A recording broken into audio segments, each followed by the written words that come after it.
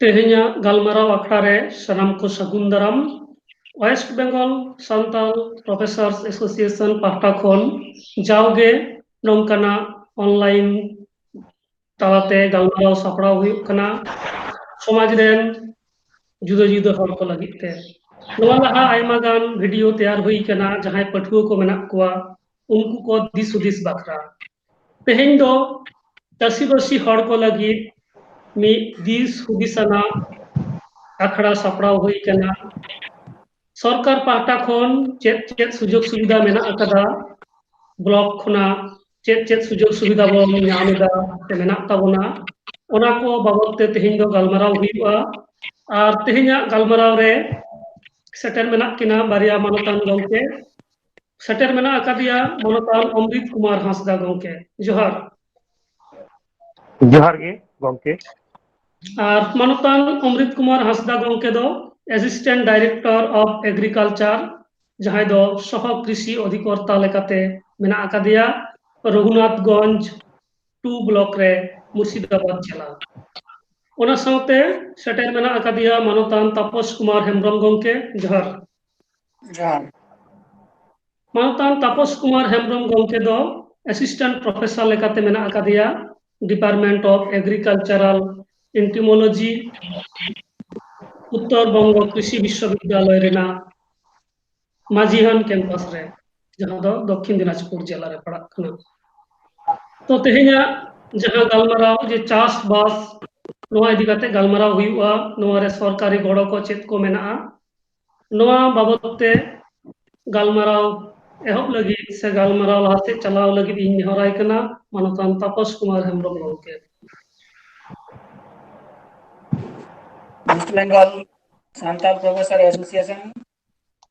Organization Adiarma Sarau नहीं आप लोग करा दिस तलाक से आंकड़ा चालू लगे थे तो तीन जहाँ दिस खातिर नंदे ग्रुप हुई करना से चाचाला हुई करना उन्हें तो हुई करना ब्लॉक फॉर्म जहाँ तो असिस्टेंट डायरेक्टर ऑफ एग्रीकल्चर जे प्रत्येक ब्लॉक रे जहाँ एग्रीकल्चर ऑफिस में होता है ᱚᱸᱰᱮ ᱠᱷᱚᱱ ᱪᱮᱫ ᱪᱮᱫ ᱥᱩᱵᱤᱫᱷᱟ ᱠᱚᱵᱚᱱ ᱧᱟᱢᱟ ᱪᱮᱠᱟ ᱠᱟᱛᱮ ᱵᱚᱱ ᱧᱟᱢᱟ ᱚᱱᱟ ᱠᱚ ᱵᱷᱤᱛᱤᱨ ᱨᱮᱱᱟᱜ ᱤᱧ ᱫᱚ ᱯᱳᱭᱞᱳ ᱨᱮᱱᱟᱜ ᱦᱩᱭᱩᱜ ᱠᱟᱱᱟ ᱡᱮ ᱪᱮᱠᱟ ᱠᱟᱛᱮ ᱢᱮᱥᱤᱱ ᱠᱚᱵᱚᱱ ᱠᱤᱨᱤᱧᱟ ᱡᱚᱱᱛᱨᱚᱯᱟᱹᱛᱤ ᱠᱚ ᱥᱮ ᱪᱮᱠᱟ ᱠᱟᱛᱮ ᱵᱚᱱ ᱦᱟᱛᱟᱣ ᱫᱟᱲᱮᱭᱟᱜᱼᱟ ᱯᱟᱹᱦᱤᱞ ᱫᱚ ᱡᱮᱢᱚᱱ ᱰᱟᱝᱨᱤ ᱱᱟᱦᱮᱞ ᱛᱮᱵᱚᱱ ᱪᱟᱥᱮᱫ ᱛᱟᱦᱮᱸ ᱠᱟᱱᱟ ᱱᱟᱦᱟᱜ ᱫᱚ ᱪᱟᱥᱵᱟᱥ ᱨᱮᱱᱟᱜ ᱠᱟᱹᱢᱤ ᱦᱚᱨᱟ ᱠᱚ ᱵᱚᱫᱚᱞ ᱦᱮᱡ ᱠᱟᱱᱟ ᱢᱮᱥᱤᱱ ᱠᱚ ᱟᱭᱢᱟ ᱦᱮᱡ ᱠᱟᱱᱟ ᱟᱭᱢᱟ ᱜᱚᱴᱟᱝ ᱚᱱᱟ ᱠᱚ ᱢᱮᱥᱤᱱ ᱠᱚ चेका कते बन चासा चेका कते बन किरिंगा से ब्लॉक खन चेका कते सुजुग सुविधा बन नामा ओना को पांचन निये अबवा डिटेल्स लईता बना मानतान अमित कुमार हांसदा मानतान अमित कुमार हांसदा डिटेल्स ब्लॉक ना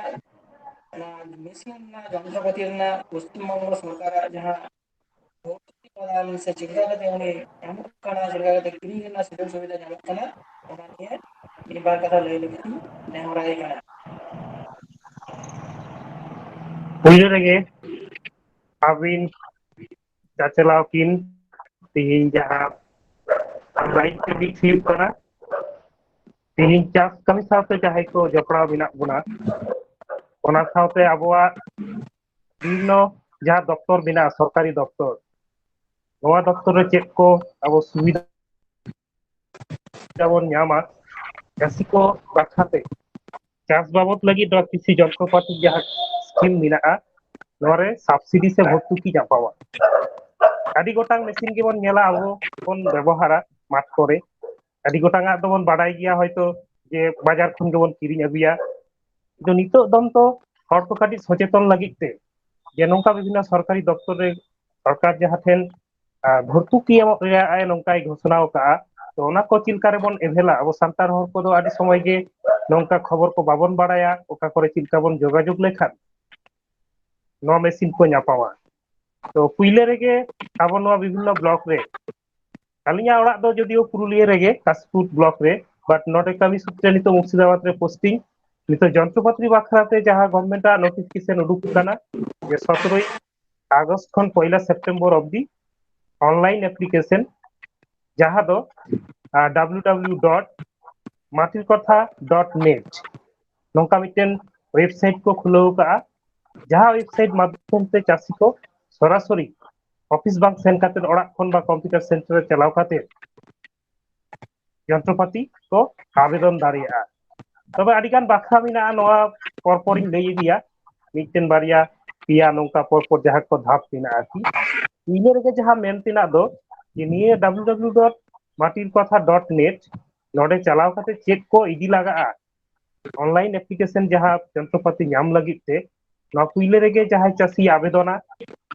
उनी चासिया वोटर कार्ड नंबर आधार कार्ड नंबर साउते मोबाइल नंबर ना को जरूर गया किंतु जखन ऑनलाइन रे लॉगिना उनी मोबाइल रे मिटे रजिस्ट्रेशन ओटीपी पिन हिजुआ आईडी तैयारोआ उनी जहां तिसे ओना परवर्ती रे वेरिफिकेशन दाड़िया तो नोआ बाखाते जखन उनको ऑनलाइन को करावा साउते ओका मेसिन ए हातावेदा ओना मेसिन रिया मॉडल डिटेल्स लाहाते थोड़ा कटी बाड़ाई लगावया जे चेक चेक का হয়তো ধরো মিটেন ট্রাক্টর রে কথা লই লেগে নডে যেমন মাহিন্দ্রা কোম্পানি মেনাআ আরো নৌকা জন ডিয়ার ট্রাক্টর মেনাআ আরো যুবরাজ ট্রাক্টর মেনাআ আদি রকম ভাগ মেনাআ কোম্পানি সাথে ওনা মেশিন রিয়া দাম পত্র সে তিনা গান চিলকা হুই দাড়িয়া কাটি থোড়া যাহাই গভর্নমেন্ট সাপ্লায়ার মেনা কো ডিলার আরকি নোয়া দো না পোর্টাল রেগে অলরেডি ম্যানুফ্যাকচারার এবং সাপ্লায়ার মেনতে নৌকা এনলিস্টেড গিয়া কো হুইলেরে ওডে হবন নিয়ম দাড়িয়া যে চিলকারে অকয় অকয় को সাপ্লাইদার জেলা ভিত্তিক নয় তো সম্পূর্ণ আলাদা গিয়া নিয়ে জেলা রেগে না জেলা ভিত্তিক কয় को সাপ্লায়ার নয় তো জেলা পোর্টাল রে ওনা মাটির কথা রেগে को নিয়ামা আবো মুর্শিদাবাদ পুরুলিয়া বাঁকুড়া যাহা খাতির যেমন নেলা যাহায়া যাহার তাবন ওড়া আরকি যাহা ব্লক রে তাবন বাসিন্দা ওনা ওড়া রেগে ওনা ব্লক রেগে আবো দো নয়া দরখাস্ত করাও লাগাবো না তো নিয়ে খাতির পুইলে যখন মিটেন ধর মিটে পাম্প সেট বন হাতাওয়া দা মেশিন তাহলে ওনা ক্ষেত্রে লিংকে ñeলক কানা যে 20000 বা 25000 টাকা দাম ওনা হোন্ডা মেশিন মিনা হর্স পাওয়ার অনুযায়ী আলাদা সাবসিডি को আমাকো কানা ম্যাক্সিমাম 10000 টাকা হয়তো মেশিন রিয়া দাম দো 20000 খন 25000 অর্ধেক হইউয়া তো 10000 বেশি তো সাবসিডি গভর্নমেন্ট বাই এমদা তাহলে ওনা অ্যাপ্লিকেশন রে করা হইউয়া কি জাহানা চাইনা মেশিন को আরো যাহা को কম দামি মেশিন को মিনা নৌকানা দো বাংবন হাতাওয়দা যাহা को গভর্নমেন্ট রে গভর্নমেন্ট পোর্টাল রে যাহা को মানে স্বীকৃতি মিনা যাহা को মেশিন যাহা চাইনা মডেল को আদি কিছু তো মিনা তাবনা বাজার রে ওনা को মেশিন তো কিন্তু না সাবসিডি আওতারে বাং হিজুয়া তাহলে সেই ক্ষেত্রে আবো দো নয়া को মডেল লাহা নেল কাতে যেমন হোন্ডা মেশিন মিনা 5 ঘোড়া মেশিন ধবি আবো যাহা বন লয়া 5 হর্স পাওয়ার হ্যাঁ আবো সান্তার তে নৌকা 5 ঘোড়া মেশিন বন মেনতে বন উনুয়া চাষিবাসী को যাহা কা বন মেনা আরকি তো নয়া को আবো দো মোটামুটি 10000 টাকা অবধি আবো সাবসিডি বন নাম দাড়িয়া তো নয়া আবেদন রিয়া নিয়ম দো নৌকা গে যখন ওডে বন চালা কানা matrikotha.net রে তখন পিসি জানতে কি করন 2020-21 নডে ক্লিক লিখান কে টোটাল অ্যাপ্লিকেন্ট বলে মিটে জায়গা মিনা যাহে আবেদনকারী আছে তো কই আবেদনীরা তো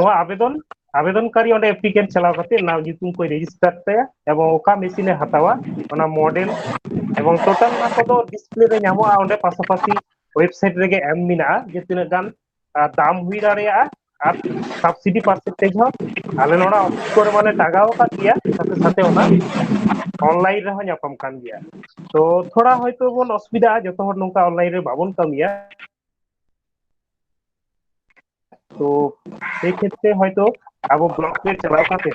খবর হাতাও লিখানা ওডে কোন বড় সপহর ইয়াপমা নিতো নোয়া বাখাতে আলে যেমন ব্লক করে মাইকিং হুই কানা ক্যাম্পেইনিং হুই কানা ফ্লেক্স को হোর্ডিং को নৌকা টাগাও হুই কানা যাতে করে সানাম হর को বুঝ দাড়িয়া আমা এছাড়া হন নৌকা মিনা তাবনা ট্রাক্টর পাওয়ার টিলার তারপরে সোলার পাম্প সেট को নাওনা কনসেপ্ট যাহা को 50% অফ দি সাবসিডি মিনা এবং কিছু কিছু যন্ত্রপাতি রে তো 75% অফ দি হ মিনা তাবনা তো নডে বারিয়া পিয়া বাখাতে লিং লয়া যে কিছু মিনা কাটি যন্ত্রপাতি ওয়ান ওটিএসএফআই যাহা স্কিম को লই আলে নিতুম রে যে one time assistance for small farm implements নোয়া রে দো ছোট ছোট মেশিন কে ñাপাম কানা যাহা কাটি মেশিন মিনা তাবনা যেমন স্প্রে মেশিন को মিনা ব্যাটারি স্প্রেয়ার নিতা দো দুক কানা হ্যান্ড স্প্রেয়ার যাহা সেদাই দো তি তেমন পাম্প হেনা নতা দো ব্যাটারি চার্জ কানা ব্যাটারি চার্জার মিনা ব্যাটারি অটোমেটিক ব্যাটারি স্প্রেয়ার আলে নতে দো যেমন মুর্শিদাবাদ দো কিছু দারে को চাষা মানে ফল চাষ আর কি আম লিচু को মিনা ওনা को দো পায়ে দাবা মেশিন মিনা ফুড স্প্রেয়ার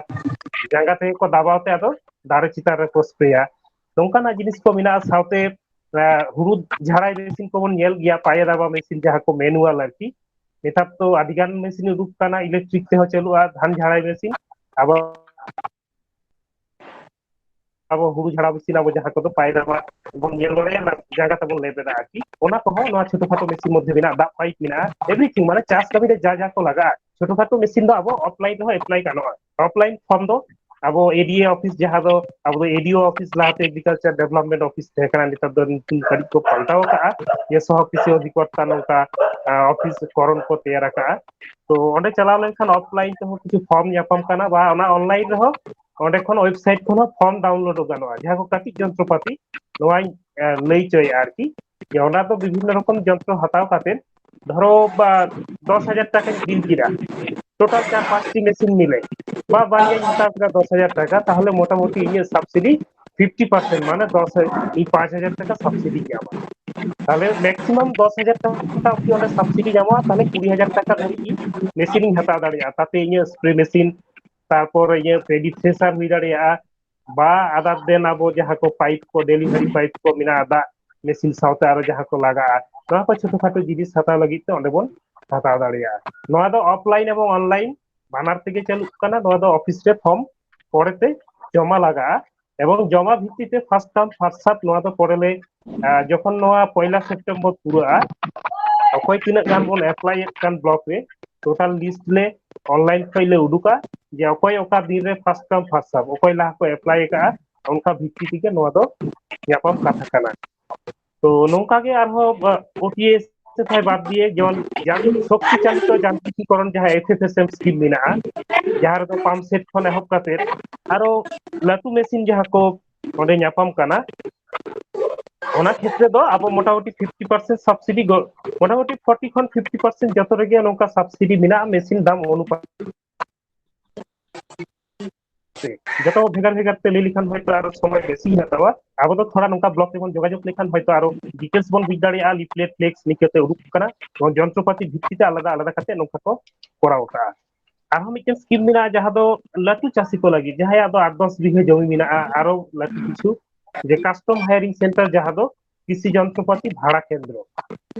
ᱚᱱᱟ ᱨᱮᱫᱚ ᱪᱮᱫ ᱠᱟᱱᱟ মোটামুটি বারিয়া পিয়া ট্রাক্টর বা বারিয়া গান মিদᱴᱮᱱ ট্রাক্টর মিদᱴᱮᱱ পাওয়ার টিলার আরো বারিয়া পিয়া কম্বিনেশন মেনাᱜᱼᱟ, নৌকা পুনিয়া মেশিন বা বড় গᱚᱴᱮᱡ মেশিন হাতাও ᱜᱮ ᱞᱟᱜᱟᱜᱼᱟ। হুড়ু রহয় মেশিন ᱠᱚᱦᱚᱸ ᱩᱰᱩᱠ ᱠᱟᱱᱟ, হুড়ু ইর হুড়ু ইর মেশিন ᱠᱚᱦᱚᱸ ᱱᱚᱝᱠᱟ 20 লক্ষ টাকা ᱨᱮᱭᱟᱜ ᱯᱨᱚজেক্ট ᱠᱚᱨᱟᱣ ᱞᱮᱠᱷᱟᱱ 40% অর্থাৎ 8 লক্ষ টাকা উনকু সাবসিডি ᱠᱚ ᱧᱟᱢᱟ। তাহলে নিয়ে ক্ষেত্রে তো চাষি ᱠᱚᱣᱟᱜ যেমন চাষি ᱠᱚᱦᱚᱸ ᱠᱚ সুবিধা ᱠᱚ ᱧᱟᱢᱫᱟ, ᱞᱟᱹᱴᱩ ᱪᱟᱹᱥᱤ ᱡᱟᱦᱟᱸᱭᱟᱜ ᱞᱟᱹᱴᱩ ᱧᱚᱜ মেশিন দরকারᱚᱜ ᱠᱟᱱᱟ উনি ᱦᱚᱸ ᱱᱚᱝᱠᱟᱱᱟᱜ সাবসিডি ᱠᱚᱭ ᱧᱟᱢᱮᱜᱼᱟ। তো নিঙ্কে ক্ষেত্রে ᱫᱚ তাহলে কিছু চাষি সুবিধা হকো ᱧᱟᱢ ᱫᱟᱲᱮᱭᱟᱜᱼᱟ, ᱵᱟᱡᱟᱨ ᱪᱚᱞᱛᱤ ᱡᱟᱦᱟᱸ ᱠᱚᱠᱚ ᱠᱤᱨᱤᱧ ᱵᱟᱲᱟᱭᱮᱫᱟ ᱚᱲᱟᱜ ᱠᱷᱚᱱ হয়তো ᱚᱸᱰᱮ সরকারি গড় সপᱚᱦᱚᱫ কিছু ᱠᱚ ᱧᱟᱢ ᱫᱟᱲᱮᱭᱟᱜᱼᱟ ᱟᱨᱠᱤ।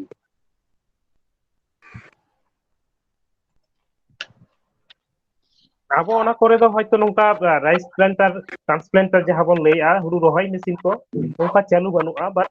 ᱱᱚᱝᱠᱟ ᱦᱚᱭতো ᱦᱚᱲ ᱟᱥতে আস্তে দিনে দিনে নৌকা যাহা লেবার ক্রাইসিস ᱠᱚ ᱛᱤᱸᱜᱩᱱ ᱠᱟᱱᱟ, ᱡᱟᱦᱟᱸ ᱨᱮᱫᱚ হয়তো চাষ ᱠᱟᱹᱢᱤ ᱞᱟᱹᱜᱤᱫ তে লেবার বাᱠᱚ ᱧᱟᱯᱟᱢ ᱠᱟᱱᱟ, ᱡᱟᱦᱟᱸ ᱨᱮ ᱟᱵᱚ সময় মতো হুড়ু বাবন রহয় দাঁড়িয়াᱜ ᱠᱟᱱᱟ, তাহলে ᱚᱱᱟ ক্ষেত্রে নিতᱚᱜ ᱫᱚ বিশেষ কাইতে নয়া যন্ত্রপাতি স্কিম ᱠᱚ বাবন সাদর আমন্ত্রণ বাবন হাতাও লেখান, তাহলে খান ᱫᱚ হয়তো ᱟᱵᱚ ᱫᱚ চাষ ᱞᱟᱹᱜᱤᱫ ᱛᱮᱜᱮ ᱵᱚᱱ ᱪᱟᱥᱟ, হয়তো সময় মতো বাবন দাঁড়িয়াᱜ ᱠᱷᱟᱱ ᱱᱚᱣᱟ ᱫᱚ লাভ লোকসান বাবন হিসেব ᱧᱟᱢ ᱫᱟᱲᱮᱭᱟᱜᱼᱟ। ᱱᱚᱣᱟ ᱠᱷᱟᱹᱛᱤᱨ ᱟᱹᱞᱤᱧᱟᱜ ᱢᱮᱱ ᱫᱚ যে ᱟᱵᱚ ᱱᱤᱛᱚᱜ ট্রাক্টর নিতᱚᱜ ᱫᱚ ডাংরা নাহেল বা আবার দেশ দিশᱚᱢ করে ᱡᱟᱦᱟᱸ ᱞᱮᱠᱟ ᱵᱚᱱ ᱧᱮᱞᱟ ᱚᱱᱠᱟᱱᱟᱜ ᱦᱚᱸ ᱡᱤᱱᱤস ᱠᱚ আস্তে আস্তে চাবা ইদিᱜ ᱠᱟᱱᱟ। ট্রাক্টর পাওয়ার টিলার ᱵᱚᱱ ᱧᱮᱞᱮᱜᱼᱟ, খুব তাড়াতাড়ি হুᱭᱩᱜ ᱠᱟᱱᱟ, আদার দিন অন্যান্য কামি ᱠᱚᱦᱚᱸ ᱠᱚ ᱠᱚᱨᱟᱣ ᱫᱟᱲᱮᱭᱟᱜ ᱠᱟᱱᱟ, কম সময় রে হুᱭᱩᱜ ᱠᱟᱱᱟ। ᱱᱚᱝᱠᱟ ᱜᱮ আরো অন্যান্য যাহা কো যন্ত্রপাতি উডুক কানা যত গে যদি বন ব্যবহার দাঁড়িয়েᱜᱼᱟ, তাহলে খান হয়তো চাষিবাসী কো চাষ কামি রে যাহাই কো জপড়াও মেনাᱜ ᱵᱚᱱᱟ খানিকটা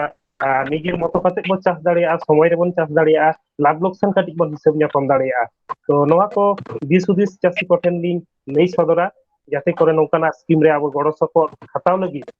ᱠᱟᱹᱴᱤᱡ ᱵᱚᱱ ᱵᱟᱲᱟᱭ ᱡᱚᱝ ᱢᱟ, ᱠᱟᱹᱴᱤᱡ ᱵᱚᱱ ᱥᱮᱱ ᱦᱤᱡᱩᱜ ᱢᱟ ᱚᱯᱷᱤᱥ ᱠᱚ ᱥᱮᱱ, ᱡᱟᱛᱮ ᱠᱟᱛᱮ ᱱᱚᱝᱠᱟ ᱪᱮᱫ ᱞᱮᱠᱟ ᱨᱮᱵᱚᱱ ᱧᱟᱢ ᱫᱟᱲᱮᱭᱟᱜ।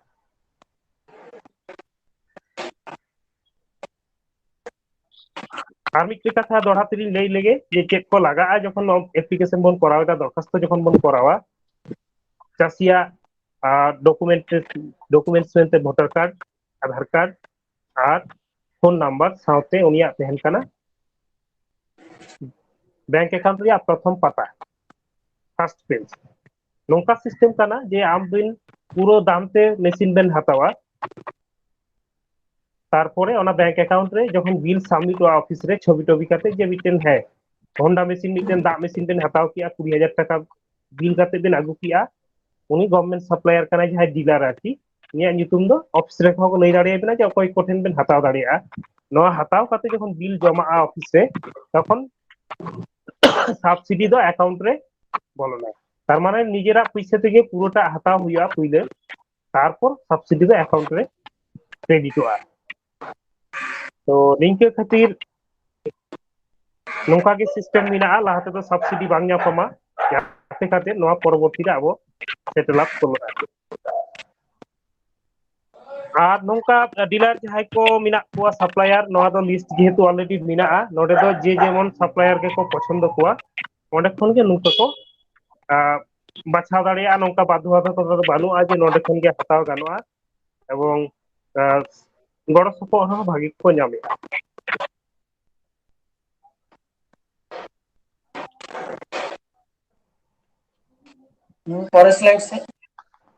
परेर स्लाइड से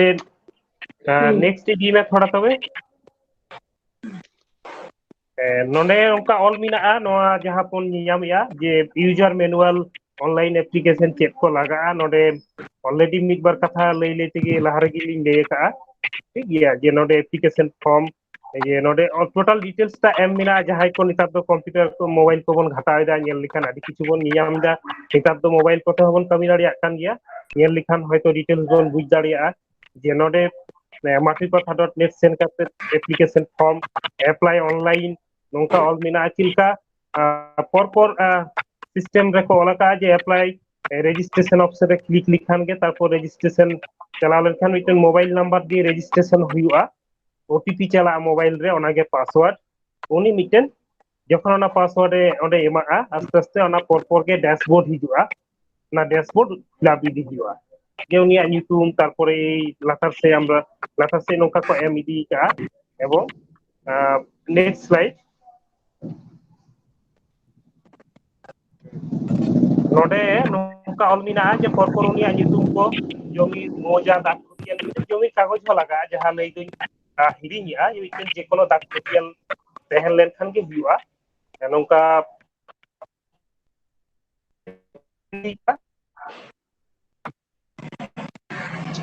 सोलर पंप सेट तो नवा कॉन्सेप्ट एक बार आले मुक्तिनाथ रे हने कराव का जहां तो सोलर लाइट के पंप तो चलुआ तो नवा किस्ते दो गी एकड़ जमी अब जिनका सोलर पैनल बन नेला नोंका सोलर लाइट को जुरु आतलाहते अतुरा कर मिट बार जिनिस बन नेला का विभिन्न जायगा करे बन नेरे गया नेतार हो सोलर पैनल की सोलर प्लेट ले हना पैनल आकी तो 8 का पैनल देन कना उनका के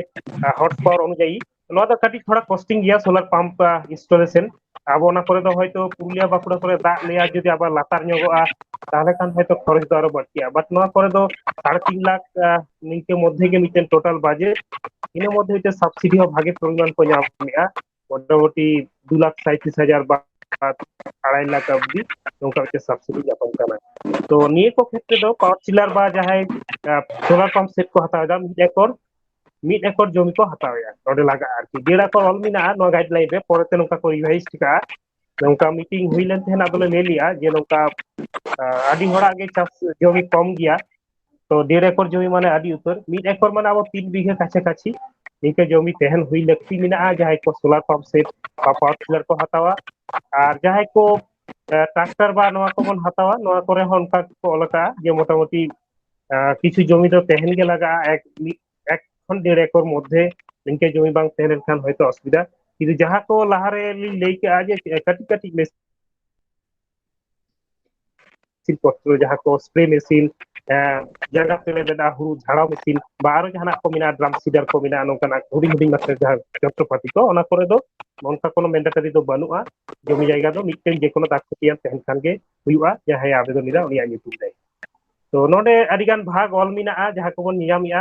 যে বিভিন্ন রকম মেশিন চিতার রে নৌকা সাবসিডি অলরেডি অল মেনা'a যে পাম্প সেট হᱚᱸ আদি রকম হুᱭᱩᱜᱼᱟ মিটেন ᱫᱚ ইলেকট্রিক পাম্প সেট মেনা'a আর মিটেন ᱫᱚ আবো ᱫᱚ ডিজেল বা পেট্রোল বিদ্যুৎ চালিত ঠিক গিয়া পেট্রোল বা ডিজেল চালিত তো বিদ্যুৎ চালিত যাহা কো মেনা'a ওনা কো হর্স পাওয়ার ভিত্তিতে মেনা'a যেমন আহ, 1.5 হর্স পাওয়ার যাহা বন মেনদা মানে 1.5 ঘোড়া মেশিন যাহা ওনা দো 6,000 টাকা অবধি সাবসিডি আর যাহা 3 থেকে 5 ঘোড়া মেশিন বন মেনে'a ওনা দো 10,000 টাকা অনকাগে আবার ডিজেল আর পেট্রোল যাহা চালিত ওনা দো 1.5 থেকে 5 ঘোড়া অবধি দো 10,000 টাকা অবধি সাবসিডি নিকা মেনা'a রোটাভেটার যাহা দো ট্রাক্টর টাইম রে বন লাগাওতে ঢেলকা হাসা যাহা কো খুব লাটু লাটু ইয়া ওনা কো গুঁডে লাগিত তে রোটাভেটার নোয়া দো 63,000 টাকা ধাবিজ সাবসিডি মেনা'a দাম দো হয়তো তার ডবলক কানা যেহেতু 50% নিয়ার অ্যাবাউট নৌকা সাবসিডি মেনা'a তাহলে 63,000 খান দো আবো অঁডে 1,20,000 আর নাতে 6 মানে 1 লাখ নৌকা মোটামুটি 26-27 হাজার টাকা লেখা দাম হুই দাঁড়িয়ে'a নিচে বিভিন্ন কোম্পানি ভিত্তিতে নোয়া দাম দয় এরিয়া তাছাড়া মেনা'a পাওয়ার স্প্রেয়ার স্প্রে মেশিন দো হয়তো মিটেন দিয়ারে গো খাতে বন স্প্রে দা লাটু জায়গা রে যাহে স্প্রেয়ার অটোমেটিক্যালি ডিজেল পেট্রোল তে চালু'a নোয়া রে নৌকা গে সাবসিডি 10,000 টাকা ধাবিজ মেনা'a তারপরে আবো যাহা করে আলু কো চাষ হুᱭᱩᱜᱼᱟ পটেটো প্ল্যান্টার মেনা'a পটেটো ডিগার মেনা'a যাহা কদো আলু রহয় লাগিত তে ব্যবহার'a নৌকা গে আদি রকম নাওয়া নাওয়া জিনিস হেই আকানা যাহা কো আবো বন সহজ থেকে বন ব্যবহার দাঁড়িয়ে'a আরো লাতার ñᱚᱜ সে বন ñᱮᱞ ᱞᱮᱠᱷᱟᱱ ᱱᱚᱰᱮ ᱚᱞ ᱢᱮᱱᱟᱜᱼᱟ ᱡᱮ ইন্ডিভিজুয়াল চাষি মাবন করাও দাঁড়িয়ে গিয়া সাও সাওতে আরহো কো এপ্লাই দাঁড়িয়ে যাহা আলিং লই কিয়া যে যন্ত্রপাতি ভাড়াটিয়া কেন্দ্র নুকুয়া তো কিছু নিজের সম্মূলধন হতে লাগা'a হয়তো মিটেন 40% 8 লাখ টাকা হয়তো সাবসিডি বাকি যাহা নিজেরা জোগাড় লাগা'a সেই ক্ষেত্রে তো কোনো ফার্মার্স ক্লাব বা সমবায় সংস্থা নডে অল মেনা'a যাহা কো যে প্রাইমারিলি এগ্রিকালচার কোঅপারেটিভ সোসাইটি যাহা কো বন মেনিদা ঠিক গিয়া তাছাড়া মেনা কোয়া যৌথ দায়বদ্ধ গোষ্ঠী যাহা কো জয়েন্ট লায়াবিলিটিস গ্রুপ যাহাই কদো নিজস্ব জমি বানু রেহ আরো 2-5 জন যাহাই কো গ্রুপ কো তৈয়ারিদা উনকু কো আতে নোয়া গোষ্ঠী কো তৈয়ার দাঁড়িয়ে'a ফার্মার্স প্রডিউসার অর্গানাইজেশন এফপিও ঠিক গিয়া ইভেন আবো স্বনির্ভর গোষ্ঠী যাহাই কো বন ñᱮᱞᱮᱫ কোয়া সেলফ হেল্প গ্রুপ মহিলা কো হুই দাঁড়িয়ে'a নংকানা কিছু যন্ত্রপাতি নেতার দো এমন যন্ত্রপাতি উডুকোক কানা যে শুধু বাবা হড় গেবন চালু দাঁড়িয়ে'a নংকা বাং যাহা হুড়ু রহয় মেশিন কো উডুক কানা মালদা করে মহিলা কো হকো চালুইদা তো নংকা আবো যে নংকা আতু দিসᱚᱢ রেন হড় চিলকা আবো হুড়ু রহয় কো চালাক কানা নংকা গে হয়তো আগামী দিন রে কো সিকনেত ইদি লেনখান হয়তো মেশিন হকো চালু দাঁড়িয়ে তাবোনা তো নিংকে নিংকে তেগে আবো ব্যবহার বন বাড়াও ইদি দাঁড়িয়ে'a ট্রাক্টর হᱚᱸ নডে আদি রকম অল মেনা'a যে 8 ঘোড়া খয় 15 ঘোড়া অবধি মিদ রকম সাবসিডি 15 ঘোড়া খন নিতো দো ইন্ডিভিজুয়াল ট্রাক্টর নিয়েবার দো বাং ᱧᱟᱯᱟᱢ কানা যেহেতু নোয়া দো লাটু স্কিম রেকো সাম্বাও আকা'a যাহা 20 লক্ষ টাকা মিনিমাম স্কিম করাও লাগা'a নডে দো কোনো ফার্মার্স ক্লাব বা নৌকা এফপিও বা সেলফ হেল্প গ্রুপ নিংকে যদি কো চিন্তা ভাবনায়া তাহলে অনকা কাতে কো এপ্লাই দাঁড়িয়ে'a হয়তো নোয়া দো মিটেন কমার্শিয়াল পারপাস তে যে ব্যবসা সূত্রে তে কো অমিত গমকে ভাড়া হকো এম দাঁড়িয়ে কোয়া এবং স্বাবলম্বী ক্ষেত্রে নৌকা কনসেপ্ট কো আগু কা'a হ্যাঁ অমিত গমকে হ্যাঁ লইবেন দাদা হ্যাঁ আঞ্জুম আলী মেশিন হ্যাঁ মেশিন কদো যা মেনা'a যত কিছু মানে যখন যা সাবসিডি না যত না পোর্টাল থেকে অলরেডি এম মেনা'a হ্যাঁ পোর্টাল রে হো এম মেনা'a টোটাল গে ᱤᱱᱟᱹ ᱠᱷᱚᱱ ᱜᱮ ᱡᱚᱛᱚ ᱠᱚ ᱵᱟᱲᱟᱭ ᱫᱟᱲᱮᱭᱟᱜᱼᱟ হ্যাঁ অনেক খন অকয় কো সাপ্লায়ার ওকা করে অকয় দোকান কো সাপ্লাই দা ওনা হকো বুঝ ᱧᱟᱢ দাঁড়িয়ে'a ওনা ডিস্ট্রিক্ট রে আর কি হ্যাঁ ওনা হো এম তেহেনা ᱚᱱᱟ ᱥᱟᱶ ᱥᱟᱶᱛᱮ ᱛᱤᱱᱟᱹᱜ ᱥᱟᱵᱥᱤᱰᱤ ᱢᱮᱱᱟᱜᱼᱟ ᱱᱚᱣᱟ ᱠᱚ ᱡᱚᱛᱚ ᱠᱚ ᱵᱟᱲᱟᱭ ᱫᱟᱲᱮᱭᱟᱜᱼᱟ ᱛᱚ হ্যাঁ সাবসিডি মাকো ডিসপ্লে এড গিয়া আর মিᱫᱴᱟᱝ ᱠᱩᱠᱞᱤ ᱡᱟᱦᱟᱸ ᱫᱚ ᱢᱮᱥᱤᱱ ᱵᱟᱫ ᱠᱟᱛᱮ ᱦᱚᱸ ᱟᱨ ᱟᱵᱚᱨᱮᱱ ᱡᱟᱦᱟᱸᱭ ᱵᱚᱭᱚᱥᱠᱚ ᱪᱟᱹᱥᱤ ᱠᱚ ᱥᱮ ᱡᱟᱦᱟᱸ সুযোগ ᱧᱟᱢ ᱢᱮᱱᱟᱜᱼᱟ ᱚᱱᱟ ᱠᱚ ᱠᱟᱹᱴᱤᱡ ᱞᱟᱹᱭ ᱥᱚᱫᱚᱨ হ্যাঁ নৌকা হো মেনা'a নোয়া কো নোয়া দো স্পেসিফিক্যালি তিন দো যন্ত্রপাতি চিতা রেগে গালমারাও হইনা নোয়া কো বাদ কাতে হো আদি গান স্কিম চালু কানা যাহা কো মিদবার খুব সংক্ষেপ তেলিং লেয়া মিদবার কথাতে যেমন নাইতে কৃষক বন্ধু স্কিম মেনা'a যাহা রে আবো চাষ রিয়া কাগজ বন উদুগ লিখান গে ঠিক গিয়া চাষ রিয়া কাগজ বন উদুগ লিখান গে নৌকা পয়সা ᱧᱟᱢᱚᱜᱼᱟ সরাসরি নোয়া পর্চা লাগাত কানা কারেন্ট পর্চা তেহেন খাই গে কৃষক বন্ধু বলে স্কিম মেনা'a এবার 18 ᱠᱷᱚᱱ 60 বছর মধ্যে ᱡᱟᱦᱟᱸᱭ ᱪᱟᱹᱥᱤ ᱠᱚ ᱜᱩᱡᱩᱜ ᱠᱟᱱᱟ ᱡᱩᱫᱤ ᱡᱟᱦᱟᱸᱭ ᱵᱚᱱ ᱱᱚᱢᱤᱱᱤ ᱠᱟᱠᱚᱣᱟ ᱛᱟᱦᱞᱮ ᱩᱱᱠᱩ ᱢᱤᱫᱴᱮᱱ মৃত্যুকালীন সাহায্য হকᱚ ᱧᱟᱢ ᱫᱟ 2 লাখ টাকা অবধি 18 ᱠᱷᱚᱱ 60 বছর মধ্যে। আর নংকা কনসেপ্ট মেনাᱜᱼᱟ ᱡᱟᱦᱟᱸᱭ 60 বছর চিতার রে বয়স ᱦᱩᱭᱩᱜ ᱠᱟᱱᱟ ᱱᱩᱠᱩ ᱫᱚ কৃষক বার্ধক্য ভাতা যাহা ᱫᱚ ফার্মার্স ওল্ড এজ পেনশন নংকা হᱚᱸ চালু মেনাᱜᱼᱟ। কিছু চাষি আলে নংকা কো এমা কো কানালে ᱚᱱᱟ ᱦᱚᱛᱮᱡ ᱛᱮ 60 বছর ধারিᱡ ᱠᱚ ᱞᱤᱢᱤᱴ ᱟᱠᱟᱫᱟ যে কোনো কারণ তে মৃত্যু ᱦᱩᱭ ᱞᱮᱱᱠᱷᱟᱱ ᱜᱮ ᱡᱟᱦᱟᱱᱟᱜ কারণ থেকে গᱚᱡ এমান লেনখান উনি চাষি তাহলে যাহাই নমিনি তেহেন কানা উনকু কিন্তু টাকা কো ᱧᱟᱢ ᱫᱟ। আর এমনি যতদিন বাঞ্চাবে তেহেনা ততদিন চাষ লাगिद তে বছর রে বার ধাও উনকু টাকা কো এমা কো কানা। মিদ ধাও নয়া বর্ষা আবো নিয়ে বর্ষা লাহারে আর মিদᱴᱮᱡ ᱫᱚ আবো যাহা রবি বন ᱞᱟᱹᱭᱫᱟ পরে সিজন রে লাহা। আর বার্ধক্য ভাতা বার কিছু স্কিম মেনাᱜᱼᱟ ᱡᱟᱦᱟᱸ ᱫᱚ 60 বছর চিতান চাষি বাকো চাষ দাᱲিয়াᱜ ᱠᱟᱱᱟ ᱱᱤᱝᱠᱟᱹᱱ ᱠᱚ ᱞᱟᱹᱜᱤᱫ ᱛᱮ ᱪᱟᱸᱫᱳ ᱨᱮ 1000 টাকা ᱠᱟᱛᱮ ᱱᱚᱣᱟ ᱠᱚᱫᱚ ᱠᱤᱪᱷᱩ ᱮᱯᱞᱟᱭ ᱯᱨᱚᱥিডিওর মেনাᱜᱼᱟ। আপন আপন ব্লক রে বন যোগাযোগ লেᱠᱷᱟᱱ হয়তো আরো ভাগি সাইজ বন বুঝ ᱧᱟᱢ ᱫᱟᱲᱮᱭᱟᱜᱼᱟ। ᱱᱚᱝᱠᱟ ᱜᱮ ফসল বীমা ᱠᱚ মেনাᱜᱼᱟ ᱡᱟᱦᱟᱸ ফসল ᱠᱚ ᱱᱚᱝᱠᱟ খরা বা অতিরিক্ত দাগ খাতির বন্যা লেনখান ক্ষতি লেনখান ᱚᱱᱟ ᱠᱚ ᱯᱷᱤᱞᱟᱯ ᱫᱚᱦᱚ ᱠᱟᱜ ᱠᱷᱟᱱ ᱦᱚᱸ ᱠᱷᱚᱛᱤᱯᱩᱨᱚᱱ ᱧᱟᱯᱟᱢ ᱨᱮᱭᱟᱜ ᱥᱚᱢᱵᱷᱚᱵᱚᱱᱟ ᱢᱮᱱᱟᱜᱼᱟ। তো নিয়ে কগে শর্টকাট তেলিং লই কিয়া ডিটেলস লই করতে গেলে হয়তো আরো স্কিম কদম মেনাᱜᱼᱟ নংকা ডিটেলস গে আদি রকম। তো নিকেনাᱜ ᱡᱟᱦᱟᱸᱭ ᱠᱚ ᱪᱟᱹᱥᱤ ᱠᱚ ᱡᱚᱛᱚ ᱦᱚᱲ ᱞᱟᱹᱜᱤᱫ ᱛᱮ ᱡᱟᱦᱟᱸ ᱠᱚ ᱳᱯᱮᱱ ᱟᱠᱟᱜᱼᱟ অনলাইন রে যত হড় বন এপ্লাই দাᱲিয়াᱜᱼᱟ হয়তো সিরিয়াল রে বন হিজুᱜ লেনখান ধীরে ধীরে যত হড় মেশিন ᱠᱚ ᱧᱟᱢ দাᱲিয়াᱜᱼᱟ। হ্যাঁ, তো নন্ডে আর মিদᱴᱟᱝ কুᱠᱞᱤ ᱡᱟᱦᱟᱸ ᱫᱚ ᱟᱹᱰᱤ ᱜᱟᱱ ᱠᱚ ᱞᱟᱹᱭᱮᱜᱼᱟ ᱡᱮ ᱱᱚᱣᱟ ᱠᱚ ᱠᱚᱨᱟᱣ ᱞᱟᱹᱜᱤᱫ ᱛᱮᱜᱮ ᱠᱤᱥᱟᱱ ᱠᱨᱮᱰᱤᱴ ᱠᱤ ᱞᱟᱜᱟᱜ ᱜᱮᱭᱟ ᱥᱮ ᱠᱤᱥᱟᱱ ᱠᱨᱮᱰᱤᱴ ᱵᱟᱝ ᱛᱟᱦᱮᱸ ᱨᱮᱦᱚᱸ ᱜᱟᱱᱚᱜᱼᱟ? বাংলা অনকা বাধ্যবাধকতা তো বানুয়া। জমি রিয়া কাগজ তেহেন খান গে হুইউয়া আর ভোটার কার্ড আধার কার্ড ব্যাংক অ্যাকাউন্ট জেরক্স নিয়ে তেহেন খান গে হুইউয়া। তবে নডে অল মেনাᱜᱼᱟ যে জাহায়াক কিষান ক্রেডিট কার্ড মেনাᱜᱼᱟ উনকু দো প্রায়োরিটি কো প্রাধান্য কো এমা কোয়া অগ্রাধিকার কো ᱧᱟᱢᱟ। সাথে জাহায়াক কৃষক বন্ধু করাও মেনাᱜ খান উনকুয়াᱜ মিটেন আইডি নাম্বার মেনাᱜᱼᱟ ওনা কহᱚᱸ নিয়ে বার দো অ্যাপ্লিকেশন সাথে কো মিলাই কাᱜᱼᱟ কো এম রিয়া তাহলে নুকু কো দো হয়তো প্রাধান্য কো ᱧᱟᱢ দাড়িয়াᱜᱼᱟ। কিন্তু নৌকা তো কার বানুয়া আর কি উনকুয়াᱜ বানুক খাতির বাকো এপ্লাই দাড়িয়াᱜᱼᱟ নৌকানাᱜ ᱫᱚ বানুয়া আর কি। তাহলে মানতান অমৃত গঙ্কে ঠেক বন আᱸᱡᱚᱢ কেᱜᱼᱟ যে আবো ব্লক ᱠᱷᱚᱱ ᱟᱵᱚ ᱚᱱᱟ ᱵᱞᱚᱠ ᱮᱞᱟᱠᱟ ᱨᱮᱱ ᱥᱮ ᱚᱱᱟ ᱡᱮᱞᱟ ᱨᱮᱱ ᱡᱟᱦᱟᱸᱭ ᱪᱟᱹᱥᱤ ᱠᱚ ᱢᱮᱱᱟᱜ ᱟᱠᱟᱫ ᱵᱚᱱᱟ ᱥᱮ ᱡᱟᱦᱟᱸᱭ ᱠᱚᱵᱚᱱ ᱪᱟᱥᱵᱟᱥᱮᱜᱼᱟ ᱡᱚᱢᱤ ᱡᱟᱭᱜᱟ ᱠᱚ ᱢᱮᱱᱟᱜ ᱛᱟᱵᱚᱱᱟ যে ᱪᱮᱫ ᱪᱮᱫ ᱥᱩᱵᱤᱫᱷᱟ ᱵᱚᱱ ᱧᱟᱢ ᱫᱟᱲᱮᱭᱟᱜᱼᱟ ᱡᱮ ᱢᱮᱥᱤᱱ ᱨᱮᱱᱟᱜ ᱢᱤᱫᱴᱟᱝ ᱢᱮᱥᱤᱱ ᱠᱤᱨᱤᱧ ᱨᱮᱱᱟᱜ ᱥᱩᱵᱤᱫᱷᱟ ᱵᱚᱱ ᱧᱟᱢ ᱫᱟᱲᱮᱭᱟᱜᱼᱟ। কৃষক বন্ধু সে ᱡᱟᱦᱟᱸ ᱫᱚ ᱢᱟᱲᱟᱝ ᱨᱮ ᱜᱚᱡ ᱜᱩᱨ ᱞᱮᱱᱠᱷᱟᱱ 7 বছর মাᱲᱟᱝ রে 7 বছর পরে বাঁচাও লেনখান মিᱫᱴᱟᱝ সুযোগ সুবিধা সে কিষান ক্রেডিট কার্ড ᱨᱮᱱᱟᱜ মিᱫᱴᱟᱝ সুযোগ ᱵᱟᱝ ᱛᱟᱦᱮᱸ ᱨᱮᱦᱚᱸ ᱮᱵᱚᱝ ᱵᱟᱝ ᱛᱟᱦᱮᱸ ᱨᱮᱦᱚᱸ ᱜᱟᱱᱚᱜ ᱜᱮᱭᱟ ᱱᱚᱣᱟ ᱠᱚ সুযোগ সুবিধা ᱫᱚ ᱧᱟᱢᱚᱜ ᱜᱮ ᱛᱟᱵᱚᱱᱟ। ᱢᱮᱱᱠᱷᱟᱱ ᱟᱵᱚᱨᱮᱱ ᱱᱚᱰᱮ ᱡᱟᱦᱟᱸ ᱛᱤᱱᱟᱹᱜ ᱪᱟᱹᱥᱤ ᱠᱚ ᱢᱮᱱᱟᱜ ᱟᱠᱟᱫ ᱵᱚᱱᱟ ᱢᱟ ᱮᱱᱠᱷᱟᱱ ᱱᱚᱣᱟ ᱵᱚᱱ ᱧᱮᱞ ᱢᱟ ᱵᱷᱟᱹᱜᱤ ᱴᱷᱤᱠ ᱮᱵᱚᱝ ᱵᱞᱚᱠ ᱨᱮᱵᱚᱱ ᱡᱳᱜᱟᱡᱳᱜᱽ ᱢᱟ আর ব্লক রেবন যোগাযোগ লেখান গে আরো নাপাই সাই আরো দিশ হুদিস ভাগি ঠিক ব্লক ᱨᱮᱱᱟᱜ সুযোগ সুবিধা নিজে নিজে ব্লক রেবন বাড়াই ᱧᱟᱢᱟ। ᱢᱟ ᱮᱱᱠᱷᱟᱱ ᱢᱟᱱᱚᱛᱟᱱ অমিত ᱜᱚᱝᱠᱮ ᱴᱷᱮᱱ ᱡᱚᱦᱟᱨ ᱜᱮ। হ্যাঁ গᱚᱝᱠᱮ ᱤᱧᱟᱹᱜ ᱟᱨ ᱢᱤᱫᱴᱮᱱ ᱠᱩᱠᱞᱤ ᱢᱮᱱᱟᱜᱼᱟ ᱡᱮ ᱡᱟᱦᱟᱸᱭ ᱠᱚ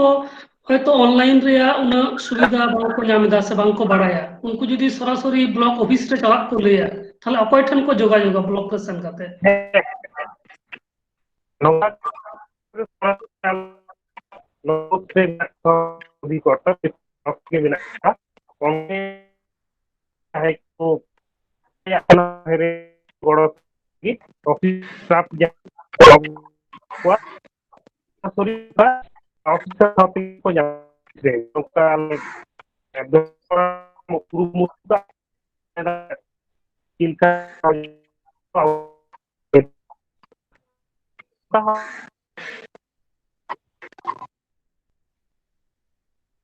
আচ্ছা গংকে একটু ডিস্টার্ব এদায় বাং আᱸᱡᱚᱢᱚᱜ ᱠᱟᱱᱟ মনে হয় কিছু নেটওয়ার্ক এর ᱱᱚᱰᱮ ᱫᱚ সমস্যা। ᱱᱚᱰᱮ ᱫᱚ ᱤᱧ ᱞᱟᱹᱭᱮᱫ ᱠᱟᱱᱟ ᱡᱟᱦᱟᱸ ᱛᱤᱱᱟᱹᱜ ᱵᱞᱚᱠ ᱨᱮ ᱮᱜᱽᱨᱤᱠᱟᱞᱪᱟর ᱚᱯᱷᱤᱥ ᱢᱮᱱᱟᱜ ᱟᱠᱟᱜᱼᱟ আচ্ছা এগ্রিকালচার অফিস রে যারা সহ কৃষি অধিকর্তা বা অ্যাসিস্ট্যান্ট ডিরেক্টর অফ এগ্রিকালচার যাহার অফিস রে বোর্ড রে ᱞᱟᱜᱟᱣ ᱢᱮᱱᱟᱜᱼᱟ ᱚᱱᱟ ᱚᱯᱷᱤᱥ ᱨᱮ ᱪᱟᱞᱟᱣ ᱠᱟᱛᱮ ᱡᱳᱜᱟᱡᱳᱜᱽ ᱞᱮᱠᱷᱟᱱ ᱜᱮ ᱚᱸᱰᱮ ᱠᱷᱚᱱ ᱜᱮ ᱵᱟᱲᱟᱭ ᱧᱟᱢᱚᱜᱼᱟ ᱩᱱᱠᱩᱣᱟᱜ ᱡᱟᱦᱟᱸ ᱫᱚ ᱚᱢᱤᱛ ᱜᱚᱝᱠᱮ ᱡᱟᱦᱟᱸ ᱨᱮ ᱢᱮᱱᱟᱜ ᱟᱠᱟᱫᱮᱭᱟ ᱚᱯᱷᱤᱥᱟᱨ ᱦᱤᱥᱟᱹᱵ ᱛᱮ ᱚᱱᱠᱟ ᱜᱮ ᱚᱱᱠᱟ ᱡᱚᱛᱚ ᱵᱞᱚᱠ ᱨᱮᱜᱮ অ্যাসিস্ট্যান্ট ডিরেক্টর অফ এগ্রিকালচার ᱢᱮᱱᱛᱮ ᱩᱱᱠᱩ অফিসার মেনাᱜ ᱟᱠᱟᱫ ᱠᱚ ᱛᱟᱵᱚᱱᱟ ᱟᱫᱚ ᱩᱱᱠᱩ ᱴᱷᱮᱱ ᱡᱳᱜᱟᱡᱳᱜᱽ ᱞᱮᱠᱷᱟᱱ ᱜᱮ ব্লক ᱨᱮᱱᱟᱜ ᱫᱤᱥ ᱦᱩᱫᱤᱥ ᱛᱚᱛᱛᱷᱚ ᱠᱚᱫᱚ ᱵᱚᱱ ᱚᱸᱰᱮ ᱵᱚᱱ ᱧᱟᱢ ᱫᱟᱲᱮᱭᱟᱜᱼᱟ। ᱟᱹᱰᱤ ᱥᱟᱯᱷᱟ ᱥᱟᱺᱦᱤᱡ ᱮ ᱞᱟᱹᱭ ᱠᱮᱫ ᱛᱟᱵᱚᱱᱟ ᱛᱟᱯᱚᱥ ᱜᱚᱝᱠᱮ